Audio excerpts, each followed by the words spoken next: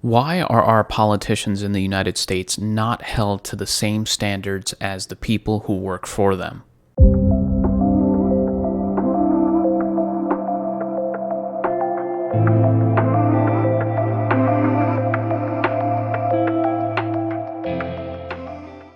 Hey folks, welcome back to Concise Psych. Dr. Sharma here, and today I want to discuss politicians and the standards we hold them to, not on their work directly, but their mental capabilities. And I want to ask why we don't hold them to the same standards as the people working in our government and in the military. And I want to say right off the bat, this is not based on or aimed at any particular party, any particular politician, and I'm not diagnosing anyone with anything. But I do think it's important we have this conversation based on what we see going on in the elderly politicians across the country, across all parties, pretty much across the board. This will also bring us to the topic of the people who serve these politicians and our country and the standards we hold them to. To understand this better, I'm going to take you back to my time as a flight surgeon in the Air Force. And as a flight doc, one of my duties was doing evaluations for people in specialized programs. This included aviators, but also people dealing with nuclear weapons and people dealing with directly or indirectly with the president. And there are a few different names for these programs, including PRP, the Personnel Reliability Program, which is for nukes, and PSP, the Presidential Support Program, which you probably know what that's for. So in these programs, I can tell you that people were held to such high standards when it came to their physical and mental health. So just as an example, if someone was working on a nuclear base, they're on this PRP status, and let's say he develops severe high blood pressure, gets placed on 2 different medications, that individual might be taken off of PRP status to make sure he doesn't have any side effects from the medications. It would be temporary, and then he would be returned to PRP status later.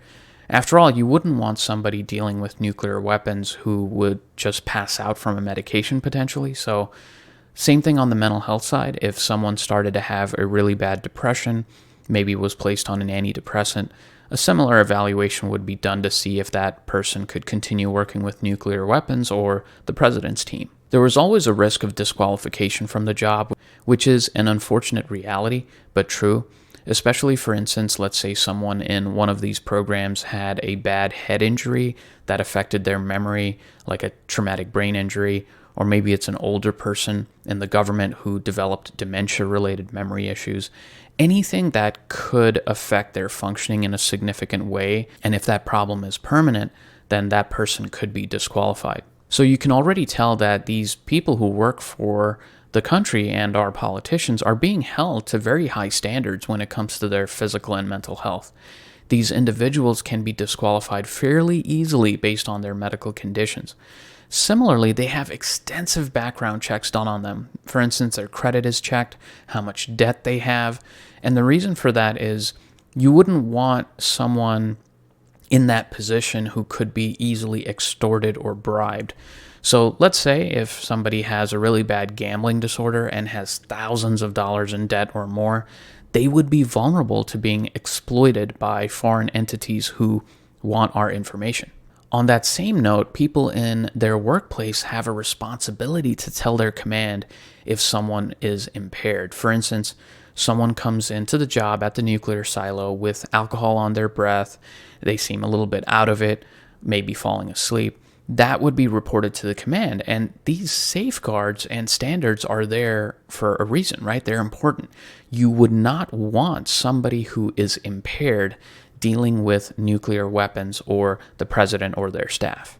So my question is this: why is none of this in place for our politicians? And I mean everyone.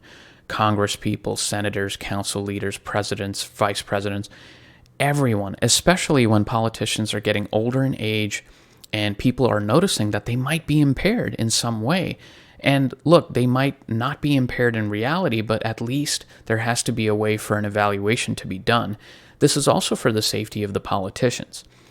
Our senators and other politicians are frequently briefed on high-level topics pertaining to national security, welfare of the citizens, and if there's potential impairment, shouldn't there be a full checkup done of that person, just like these other programs that I'm talking about?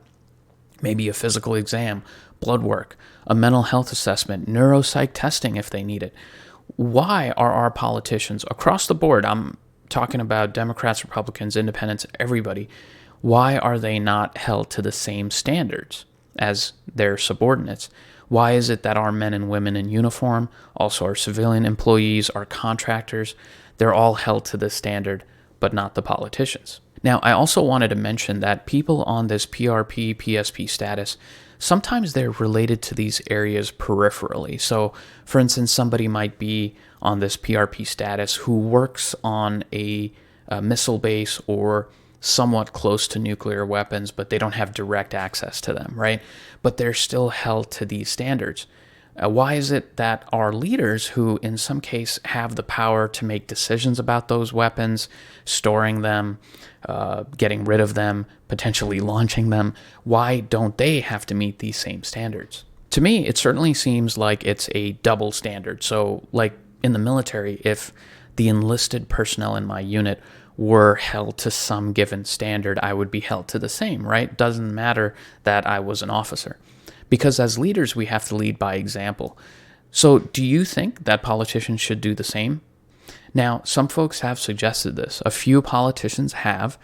As you can imagine, they're the younger folks who want this to happen, but of course nothing has been done. And again, there are decisions being made at the highest level about so many things like going to war, intelligence operations, foreign policy, international missions, humanitarian efforts, domestic policy, border policy, energy policy. You could go on for hours, right?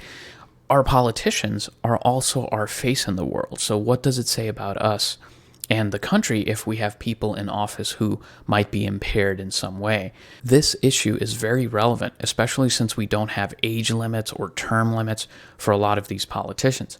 It might also be relevant because we have two individuals running for the office of the president who are breaking the record for the oldest people in history to run for that office.